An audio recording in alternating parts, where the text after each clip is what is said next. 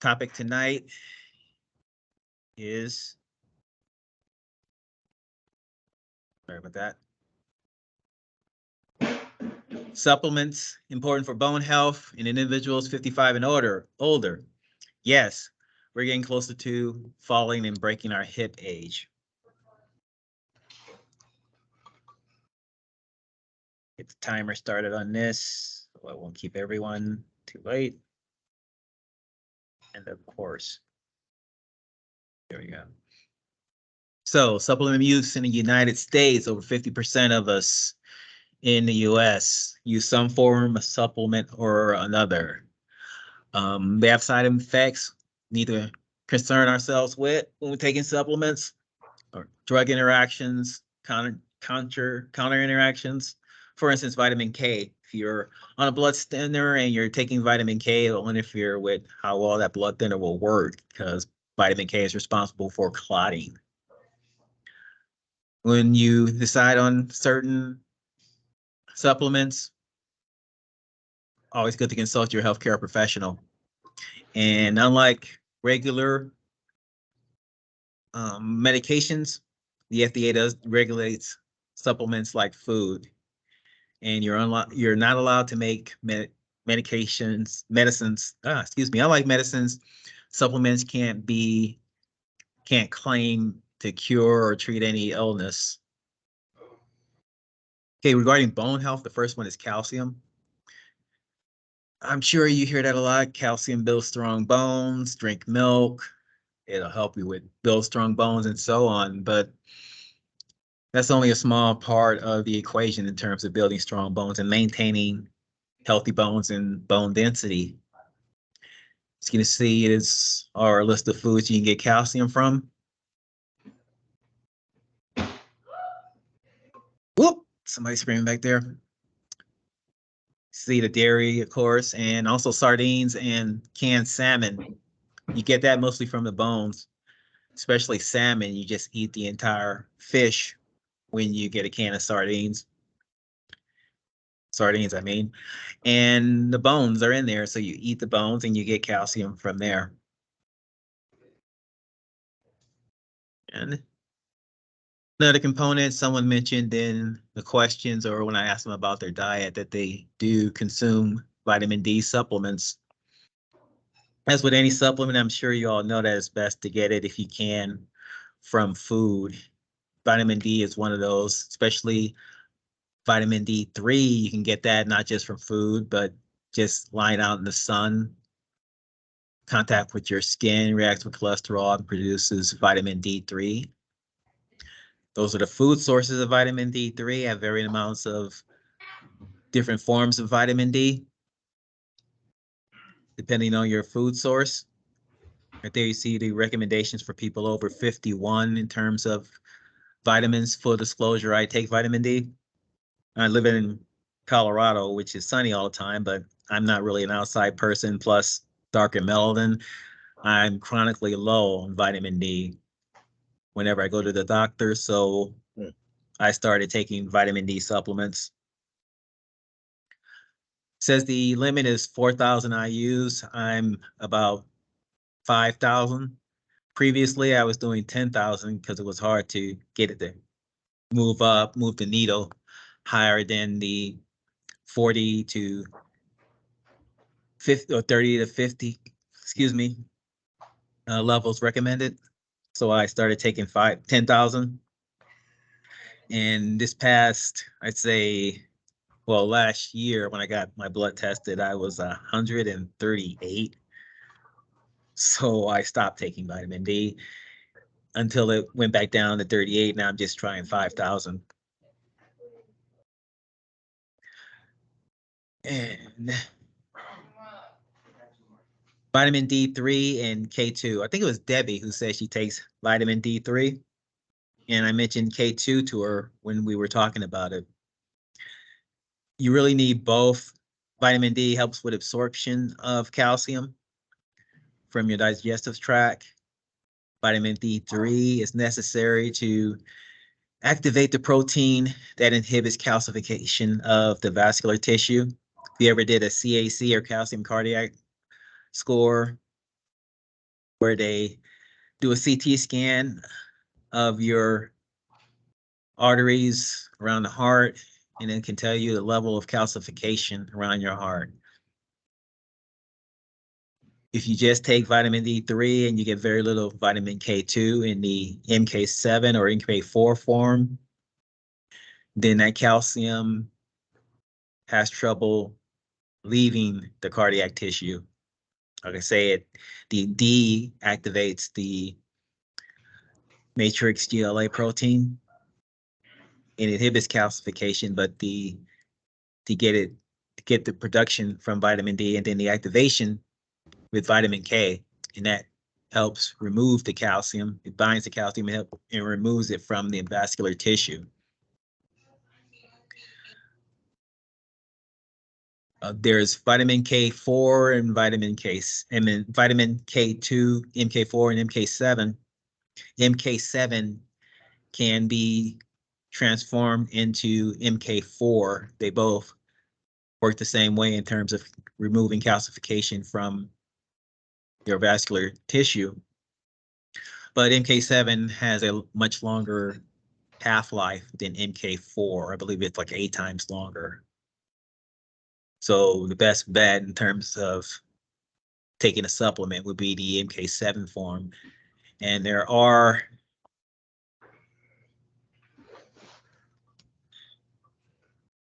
supplements, and there's also food for vitamin K2. Anyone know what natto is? Natto is natto is fermented soybeans, and it sounds as gross as it tastes. Well, I can't say it tastes, but the smell was such unpleasant that I never stooped to actually tasting what it tastes like. But I heard it's acquired taste. People in Japan love it. They put it in a lot of different foods there. That probably has the highest content. Eggs come in second, but it depends on how the chickens are fed. Egg yolk has a high content from anywhere from 67 to 192 micrograms.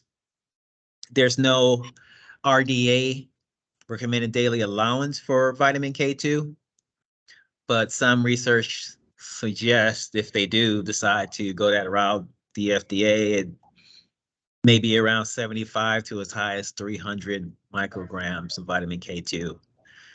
It's also in hard cheese. You can see the different levels depending on the cheese. I'm partial to Gouda, a lot of those myself.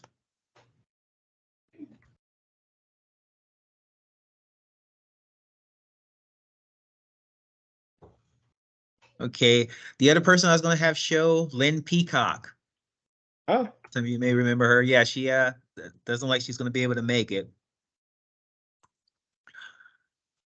And I was saying egg yolk is high, depending on how chickens are fed, of vitamin K2.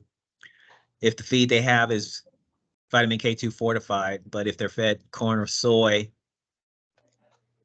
then the chickens and their eggs could likely be deficient in vitamin K2. And beef liver, 3.5 ounces, 11 micrograms, not a lot. There's some other foods like eel. I don't think anyone's going to go anywhere near eating eel, much less natto, but eel, I think that's less likely than natto, but that's apparently high in vitamin K2. Here are various. I'm sorry, say again. Wonky.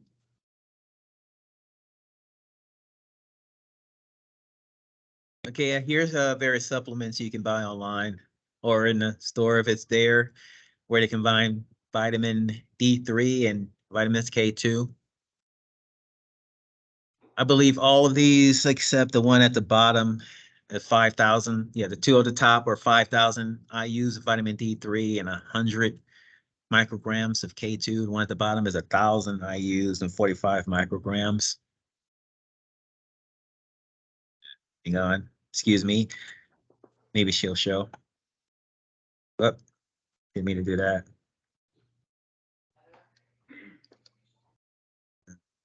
There it is. Continue sharing. Yeah. Apologies. Let me just see if she'll show up. She was asking if we're still meeting.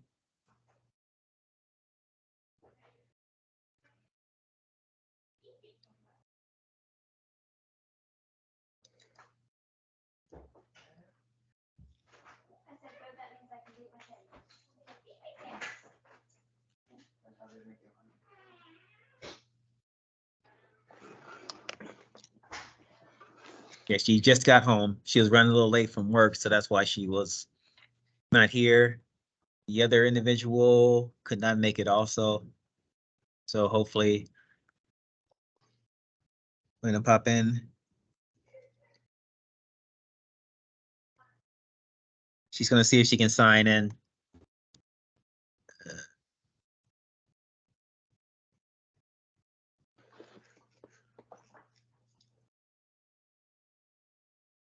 Any questions so far while waiting for Miss Peacock?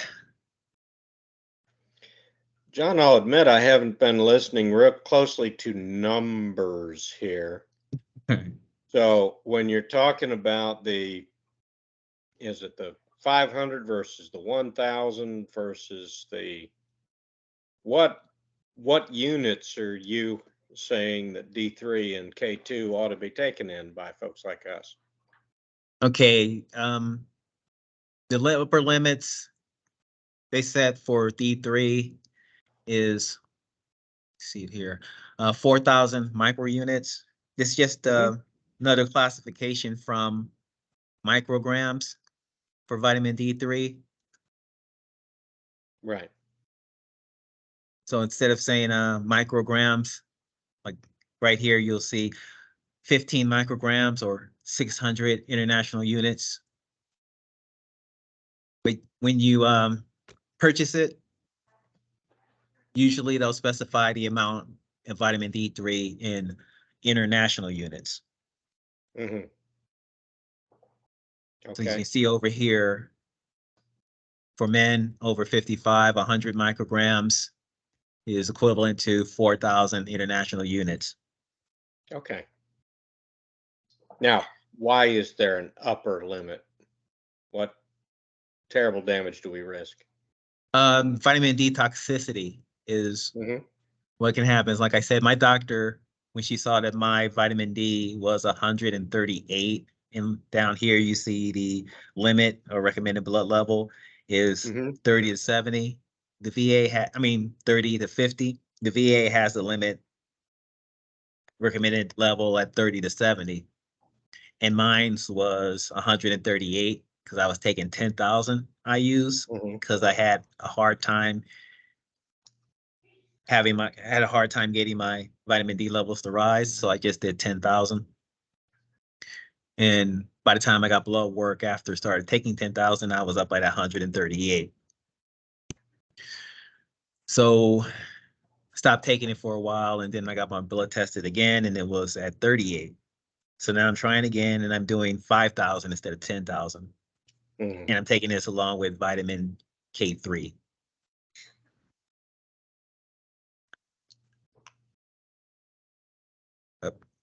So you're trying to find the sweet spot around 50, or is that what you're Yes, trying to yes, around 50. Yeah. Actually, an interesting occurrence during COVID. Vitamin D3 also helps with your immune system. And I remember watching a talk with this one doctor, Dr. Mark Hyman, the Mayo Clinic. He has his podcast. Yes, that's another one we both watch. And he mentioned that there's been no deaths of anyone who had a vitamin D level over 50. So stay indoors and away from the vitamin D. Oh no, you know if it's over 50, so you want to go outdoors, get more vitamin D. But if you get enough vitamin D that your level is above 50. I'm sorry, John. I was being sarcastic about the advice okay. we were getting at the time. Sorry. Sorry. Yeah, so vitamin D.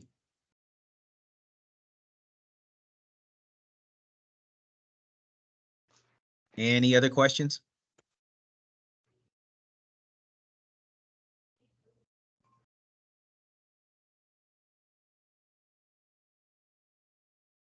So what are the symptoms of vitamin D toxicity? I'm glad you should ask. I forgot. So, I can check that while we're waiting for. Hey, Does Mel, it there affect she the is. memory?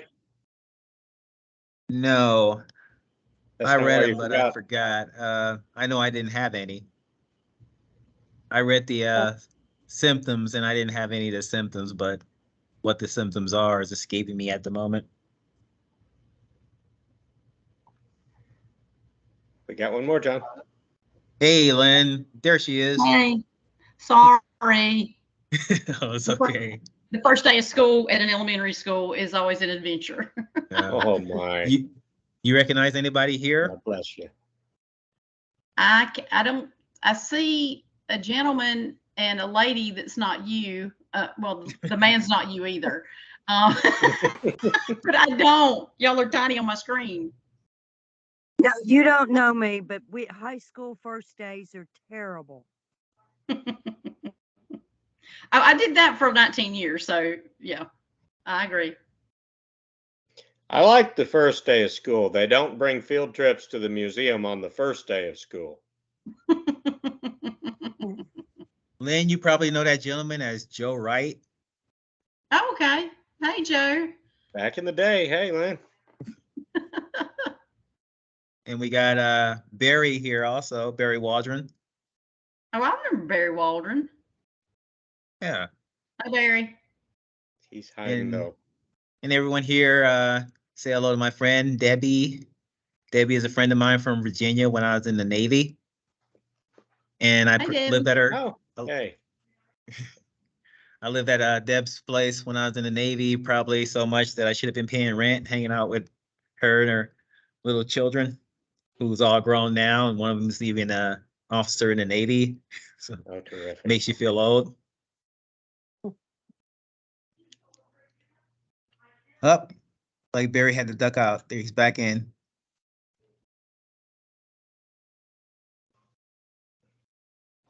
There you go. Hey, Barry, recognize a lady who just joined us?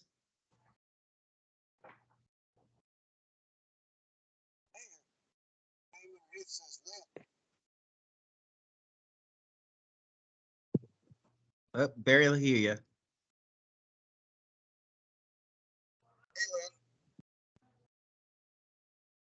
I believe that was a hello.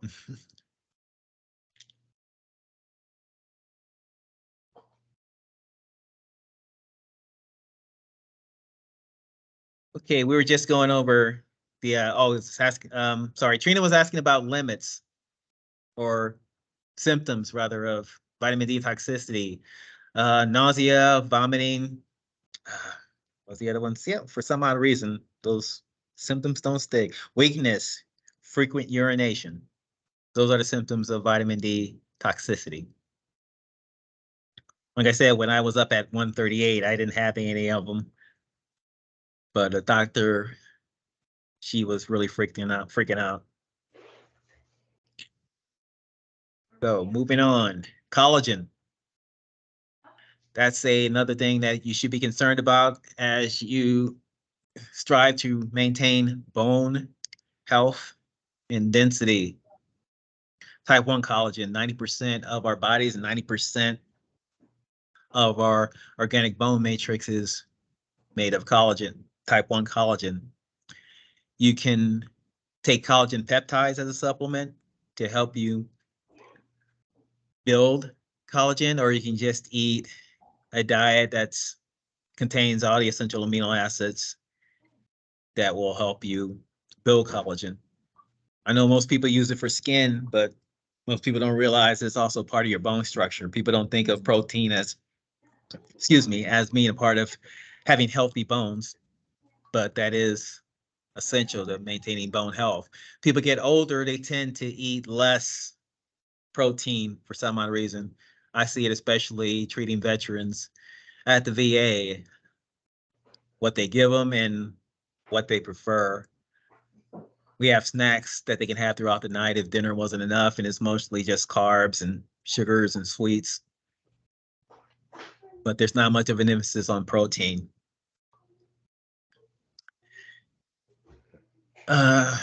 Just a small science lesson here. Amino acids form proteins, and proteins are abundant in animal products. I don't think anyone here are vegan. If you are, apologies, but here are various collagen peptide supplements that you may find. These are in powder forms, so it's kind of act like a creamer. So you can put it in your coffee as a way to get some collagen peptides in you. Regarding But protein, it as I won't, mentioned before. it won't change the taste of your coffee, so don't use it as, Oh, if Debbie you takes don't, if you collagen. don't like black coffee. Go ahead, Debbie. Say again. I said it doesn't change the taste of the coffee. So if you like sweetened or whatever, you have to put your regular sugar or creamer in it. It just mixes with no taste. Okay. When I That's good to put know. coffee, I put a little bit of coconut oil in, so you get the flavor of the coconut oil, and then I have a frother, and I don't know, I put a little bit of pink Himalayan sea salt on top. Primo. Yeah, I'm a tea person, unfortunately. I tried to get into coffee, especially as I changed my diet, and people talked about the benefits of it in terms of especially keto, and I just couldn't. I tried, I couldn't. Sometimes it even made me kind of nauseous. I just really couldn't get into coffee. This next study here, like I said, apologies. I don't think anyone Sailor? here is veg. I'm sorry. A sailor not drinking coffee? Yeah, I did when I was in the Navy, but just because everybody else was, but Yeah. after a while, no, didn't work. Matter of fact, Barry can get this better than me, but just a little aside here.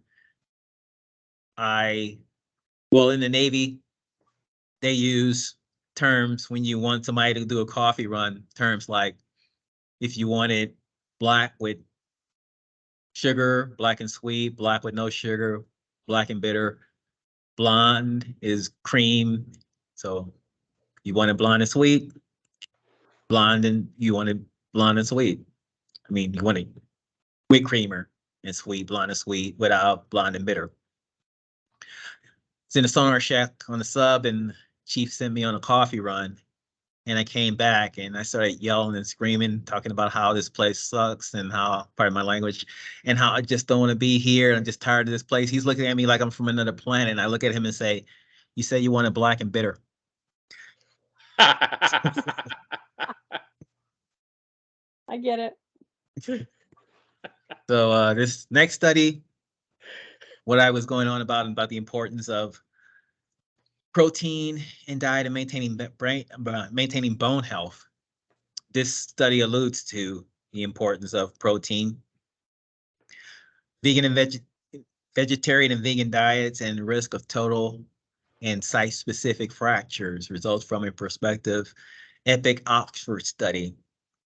They took meat eaters, took fish eaters, vegans and vegetarians, and it did studies on their bones. I believe it was about 50,000 people in this study.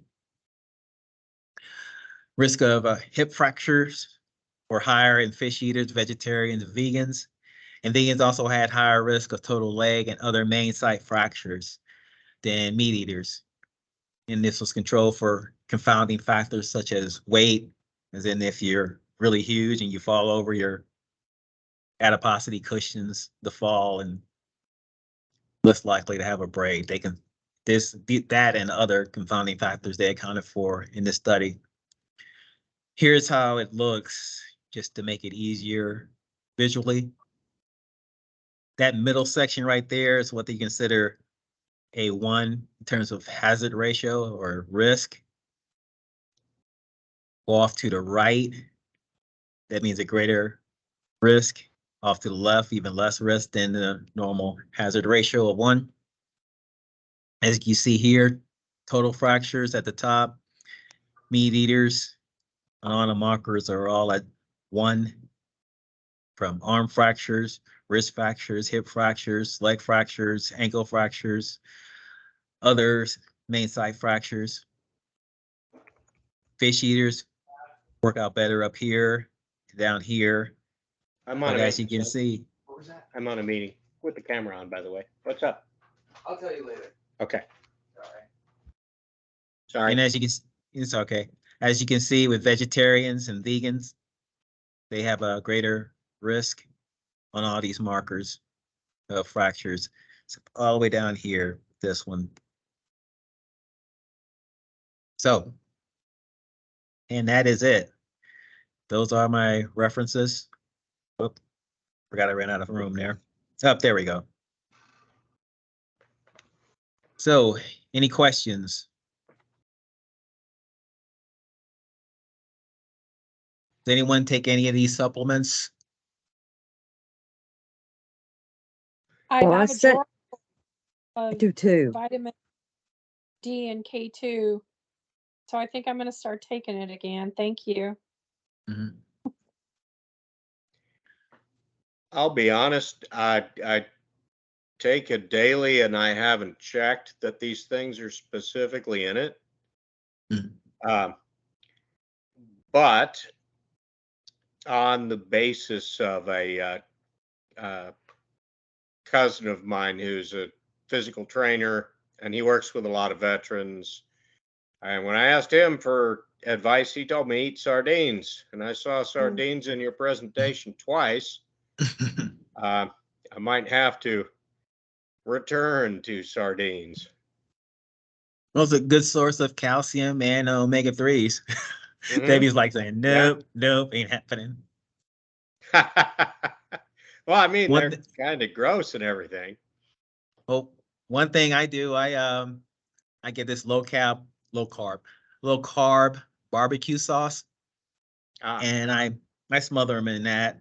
Form a Nice. little sweeter, add a little monk fruit. Doesn't really taste any different. Sometimes I will just go eat them straight, or maybe just dab a little mustard in them. But it's either that or salmon. But then again, I don't do canned salmon. Canned salmon would have more bone, help you get more Sure. calcium that way.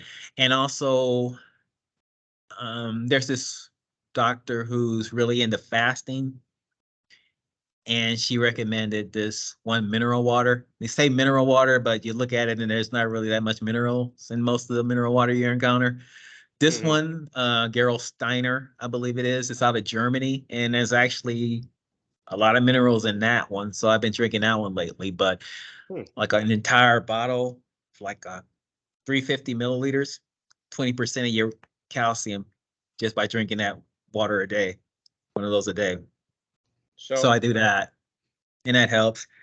And as I mentioned earlier, vitamin D and vitamin D3 and K2, vitamin K2, MK7 specifically, they help absorb calcium from your digestive tract and activate the protein that binds the calcium in your arterial walls and transport it to your bones. So that's a big help there, because sometimes there's a worry about calcium that it'll actually make calcium in your arteries worse. But if you have K2, that'll help it get to your bones where it needs to be. Okay. Good stuff. Yeah, kind of doing a low-key review because Lynn was late. So. And then there's the collagen peptides, as I mentioned before, that will, a lot of people don't realize that protein is an essential part of your calcium matrix. So if you have collagen peptides, that'll help you maintain strong bones. 90% of collagen is type 2. 90% of your bones are collagen type 2. So that'll help also. And animal protein, of course, is high in collagen. Essentially, well, it doesn't really go through completely through the digestive system. But those amino acids that make up that collagen is there when you eat collagen. So your body is separated and it'll get absorbed, but it has those components to recreate that collagen that will help your bones. And as I mentioned at the end there, a diet low in protein will result in weaker bones and greater risk of bone fractures. You can get protein, of course, from a vegan diet, but it's a lot harder. It's a lot harder to get large amounts of it. I think I was doing the math a few days ago for an unrelated reason, and the only plant food that I know of that provides all 12 essential amino acids is hemp seeds. And people go on about hemp seeds and how great they are. I think it was a cup and a half of hemp seeds to get the minimal amount of calcium protein for somebody my body weight. And I can't see myself eating a cup and a half of protein, of a hemp seed, but I can see myself eating a steak, which would give me just as much protein. So, and other plants that contain protein have similar ratios in terms of the amount of protein that you would have to consume, but also, other than hemp seeds, I don't know of any other that has the all 12 essential amino acids. I'm not against the vegan diet. If somebody can do it and they feel great and they go years with doing it, hey, great. I'm not going to knock anyone that does a diet, especially if they do it multiple years and it works out for them. They feel great. Their health markers have improved. Knock yourself out. Go ahead. But I'm sort of partial in the more animal-based area, just for me personally. And I think just for any diet and any supplements you choose to consume, it's sort of an N+1 for each person. Genetic differences in mitochondria, it just goes on that demonstrates that choosing a diet and saying, this will work for everybody, everybody should do this. I don't think that's wise. Just depends on the individual.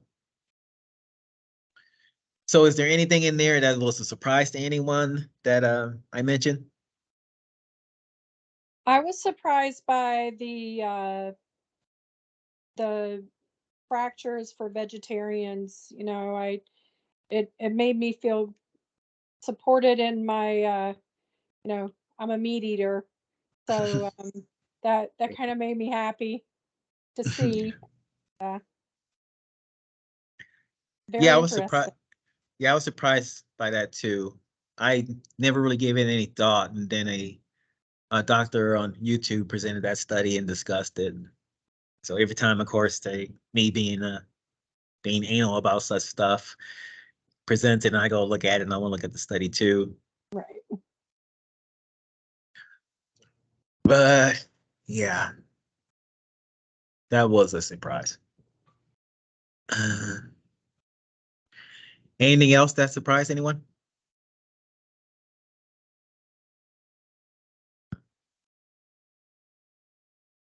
Is there anything that was presented or any supplements that was mentioned that someone going to add? I believe Joe said he was going to add.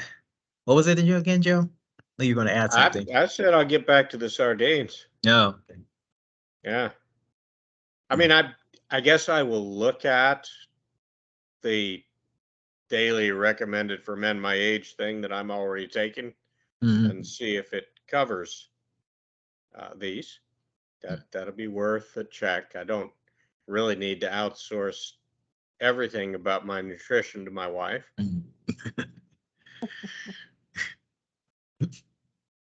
One thing I will mention, like I said, those of you who showed up late, my intention was to do supplements as a whole.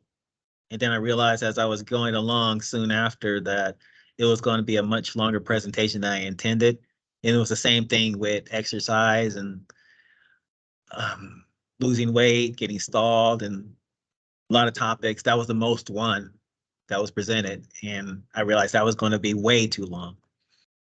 But before I whittled it down to just supplements and as they relate to bone health, one of the things that was going to be on was beta carotene.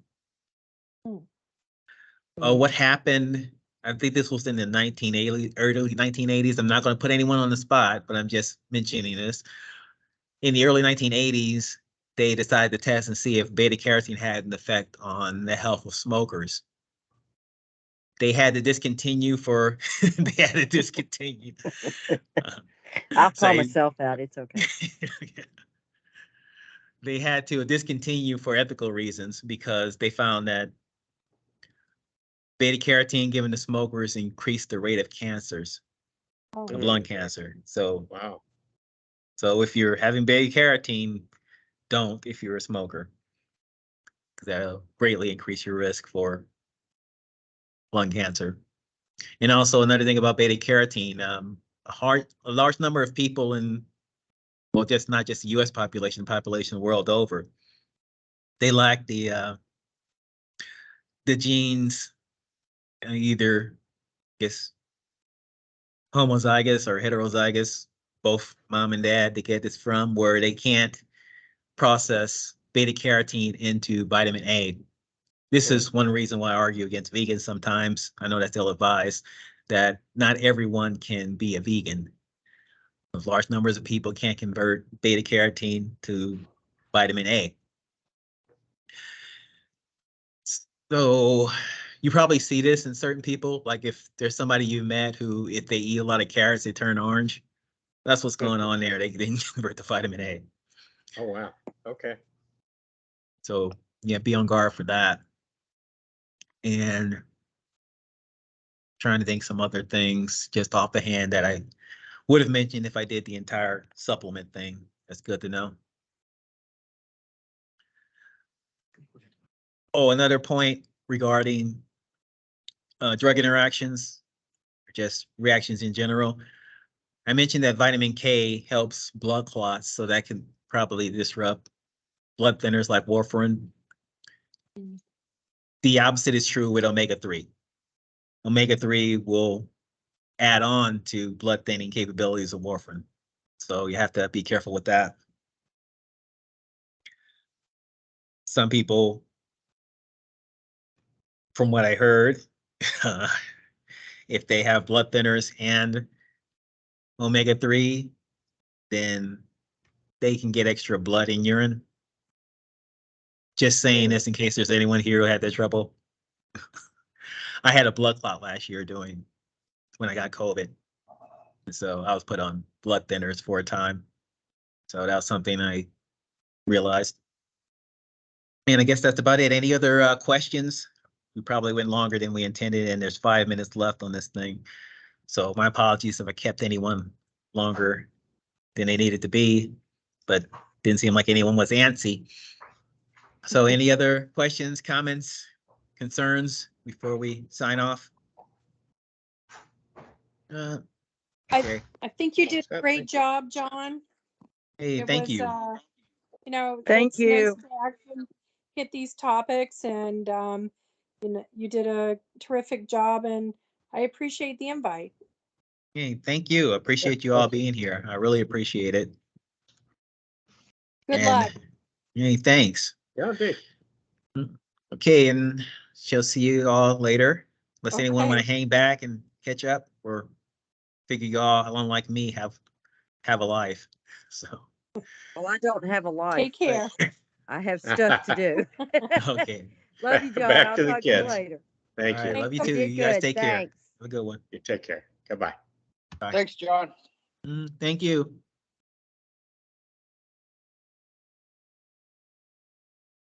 How to stop recording here. Oh, there we go. Let's see. There we go.